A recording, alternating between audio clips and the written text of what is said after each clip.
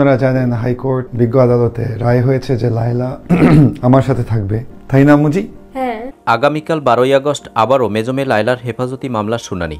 এবার আসতে পারে বিশেষ কিছু রায়, এমনটাই ইঙ্গিত দিল বাবা ইমরান শরীফ। তিনি আরও বলেন, আমার মেয়েদের পূর্ণ হেফাজতি না পাওয়া পর্যন্ত আমি লড়াই করে যাব। বাবা ইমরান শরীফ একটি ফেসবুক পোস্টে দেশবাসীর উদ্দেশ্যে বলেন, আম্মুজি লায়লার আদালতে হেফাজতি মামলার পরবর্তী শুনানি 12ই আগস্ট, মানে আগামীকাল। একদিন করে আমি বেঁচে আছি, জানি না কোন দিন এই বিভীষিকাময় পরিস্থিতি থেকে মুক্তি মিলবে। প্রত্যেকটি দিন রাত খুব টেনশনে থাকি। আপনারা সবাই আমার জন্য দোয়া করুন, আমি যেন এই অসহ্য যন্ত্রণা থেকে মুক্তি পাই। তুমি কিছু মেসেজ আছে তোমার মায়ের জন্য, কিছু বলবে? আমি আলাদার সাথে থাকবো, ফাইনাল। মাকে কোনো মেসেজ দেবে? দাও। So there's this one other kid's birthday.